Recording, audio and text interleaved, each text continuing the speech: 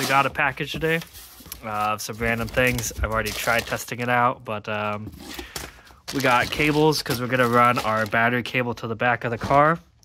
These are terminal ends. These are boots for the battery cables. Tessa tape. And we have a hydraulic crimping tool now. Some things people didn't like about it is it left wings on them, but I don't know exactly what they're fully talking about because the one I did, actually I don't know if you, and mine left a nice hexagonal shape with no wings on the side of it. I'll post a picture of what people are complaining about, and you can buy one that's nicer, and it's like $180. This one I think is $40, and it's really not that bad of a connector, a crimper. So I'm gonna do the other side. I started with the black side because I don't actually need that amount. I did need probably about 25 feet of the red or the power cable, and I listened to the internet. They said, well, I didn't listen to the internet. They said 2 watt, and I went with 1 aught, and this cable is huge. So put it in perspective. Let's see here. This is a normal battery cable, and this is, I don't know what this is, maybe 4 gauge. Yeah, 4 gauge. So I'm going to be having, I don't know. I listened to the internet. I probably shouldn't have. Okay, so here's the plan. Here's our terminal. Oops, it got stuff on it. Okay, so here's the plan. We have our terminal. This is what they call a bus bar, and this will go down. Oops, this will go down here like this, mounted somewhere to the frame, which we'll have to find a nice place to mount it to. But out of the way, you won't see it. This is kind of a nice spot because then we can just have the power run straight out of the grommet into here, and we could actually even leave this battery cable here with its power, and it'll just go to here. And then the normal battery cable will go to another end of this because it's just all getting power through this entire bar. And then we'll have one post here that comes to this one.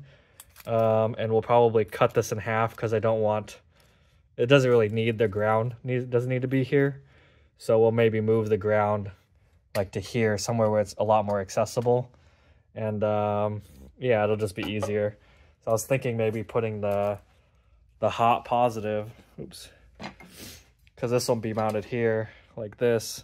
Maybe having the hot positive protrude off of it like this. So it'd be, imagine this being the red and half of this bracket. So just a thought. In fact, this black doesn't even need to be on this bracket. We could literally mount it anywhere in the engine bay because this is just a ground post. So as long as it hooks up to ground, it can be literally anywhere. We could even put it like right here if we wanted to, just somewhere out of the way. And that would be quite easy to do. But I just don't want it in full view of everything. So we'll have to figure that out. All right, so we found an issue. Not really an issue, but this was not connected to the block. Why? I don't know. All these bolts are in there. This is what you call ungood. So we're going to hook that back up, but we're remaking a new wire anyway, so it's kind of a blessing in disguise. But that needs to be hooked up. Yeah. Okay, we're going to learn something for about 0.003 seconds. Hold on. This ground cable is needed from the engine block to the chassis somewhere, something like that. And that's because you're going to dump high energy from the coils, and it goes into the block. It grounds into the block. And so that energy has to go somewhere. So they send it back into the chassis with this. If you don't have this, it does nothing. Your coils aren't going to work very well. And that probably explains why this car ran kind of funny. I mean, obviously, there's a lot more to that, but I think I was chasing my tail on spark plug wires were bad and everything else like that. And they were bad, but they're actually not. I'm going to venture and say that's probably a big part of the reason why this car just would sometimes start and then sometimes just struggle to save its life. And maybe it was because it's like making contact, but it's not making contact. So we're going to fix that. I'm sure that might fix a lot of our problems just in general. So, all right, so we have our terminal. And you can see it is 1/0. And we're going to have our cable. I already did this side. I think I showed you that. But it's basically what the finished product will look like. So we have this tool here. And the way this tool works is... you just pump it close. And you can see it closing hydraulically. And then it crushes down and crimps everything. And then when you're ready, you just undo it. So anyways, make sure it's all tight in here so we don't get it all weird. All right, so we cut it. Oops, there we go. We cut it. Probably not the best cut, but it is cut. So we're going to put this terminal on, and then we'll put it in the machine, and then we'll clamp it down. Clamp it down. All right. So it's in there. And then we're going to... Okay, hold on. I can't do this one-handed. Let's see here. Let's see here. Oh my fucking goodness. So we crimped it in one direction. You can see the big flat spot, and we're going to rotate it 30 degrees and recrimp it down. So it's crimped now. Is it the best? No, but it truly doesn't matter because it's going to get covered like this one. And you'll never see it.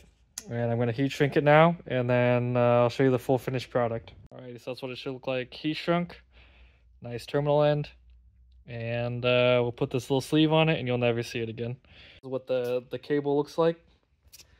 It doesn't need these ends, but I think it looks 100% better with them on. So, should you do it this way? No, maybe. I don't know. Alright, so we remade this cable shorter. It would have worked, but it just was a lot of cable, and I don't really need it. I have a ton extra of this cable, so I really didn't need it, but it's alright. It'll look better shorter. Alrighty. So I gave the surface a little sanding there. Looks pretty good. Can't even tell it's there. Sanded there. Can't really tell it's there either.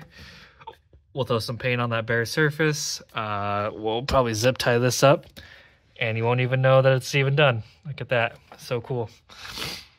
Let's check to see if this works now. Let's see here. Got ourselves our little multimeter here. We're gonna turn this on right here. Should be, don't need this. So we're gonna run a continuity test. Basically what that means is if these two wires touch, it'll make a noise. So this should work like this. So we should put this here like this, and then here. Yeah, there you go.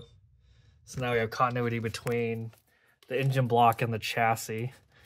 So, I don't know, let's see if we can get this to work a little bit better.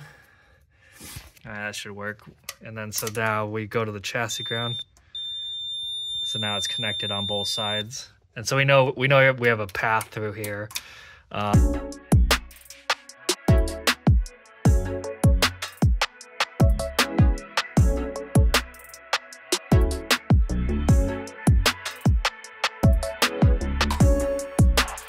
So I had an epiphany. We added our little jumper terminal here. And this isn't the right cable because it's black, but I just wanted to make sure that it wasn't a fire hazard, but there's plenty of space behind it. And we have this boot on there anyways, so this will be our power cable here, and that's gonna route somewhere over here, over down into this box here. So like this. Right, I think I showed you that before, something like that. And this is going to allow us to jump start the car from the front of the car, as well as we'll have the battery in the back, so you'll be able to jump start from the back of the car, as well as you just have power in general here. This is our ground, which we will need to figure something out. I was thinking of lopping it off here and then putting it here, but I don't know if I want something so out in the open. I think that might look kind of meh. I don't know. We'll see. But other than that, we really don't also need this as well because the chassis is grounded. I did think we could maybe put it like here. Cut this part off. Sorry, cut this piece off that we don't need. And we could actually mount it somewhere over here or just in through a hole somewhere. But this one doesn't matter as much because it's just a ground post, so it could go literally anywhere. You could even put it like here if you want to. You can put it through this hole if you care that much, but it doesn't actually matter. It just needs to be somewhere. So preferably close to this, but you can, I mean, honestly, anything in the chassis is grounded, so as long as it grounds to something, that's all that matters. Other than that, yeah, let's see what all this looks like with this on. Let's see here. So you shouldn't see that cable because this will cover it all up. Yeah, that's clean. Yeah, that's clean. So this will go in, and then I think you guys saw this will come in here like this, and that'll cover up all those wires. Yeah, so it looks something like that. You won't even see the power cable. You won't see any of the wires coming through, so that's nice. And then all this will be, I think, routed underneath the shift cables and come up. We did P-clamp this. Let's see here. We P-clamped this down. We made our ground cable, which is nice. Hard to see in the dark right now. There you go. So that is there. We P-clamped it here, so that way it's not going to move anywhere. It's up out of the way, and then it's just us finding little homes for all of it. It's all going to get kind of tucked underneath everything, so this will probably get routed underneath the engine bay harness. This needs to come up and over like this somewhere. Some of this is for the starter, so that needs to go that way. VSS needs to go that way. Got this one here. VSS needs to go that way, but other than that, we can got this pretty cleanly somewhere. Sorry. Yeah, so this is starter, VSS, and then this one these go to the coolant temp. I think this is idle air control, but this is coolant temp. But we need to route it. Let me see here. Okay, so we kind of cleaning up everything. As I said, we have all of our cables run underneath here. Some of these things are just loosely here, but this is essentially what the harness now looks like. You won't see any of this because it's going to get covered up, and you'll only see this portion right here, which will P-clamp from here, just to hold it in place, something like that. Maybe P-clamp it down there like that, and then it comes up and around. You won't see these tags, they'll be gone, and then everything else just kind of tucks away nice and neatly. As you can see, it runs behind everything. You don't even see it. Bam, right out here. We'll zip tie these up so they look all nice and neat. And then this is our return fuel line. And this is going to come in like this. And that'll be another thing that just kind of looks all nice and clean. Comes back around and everything will be good. So that's as far as we got today. Okay, so we got our bus bar in. I don't like how close this nut is to the bar, so I wrapped it in electrical tape, the bus bar, and then I'm going to wrap this head for good measure. It doesn't come in contact or anything, but I just don't want the electricity to jump across. I'm sure it won't, but by doing that, I'm going to eliminate the possibility of it happening anyway, so we're going to do that. Okay, so we installed our bus bar. We also put heat shrink over the top of the bolts. I don't know if you can see that very well, but I just didn't want this bolt to potentially arc off this cable. So I just added heat shrink over the top of the bolt. We should almost never need to remove it. I did it with the back one as well, and I don't think it necessarily needed it, but just in case. And then I wrapped the end of the bus bar in electrical tape just to give me two layers of protection. Yeah,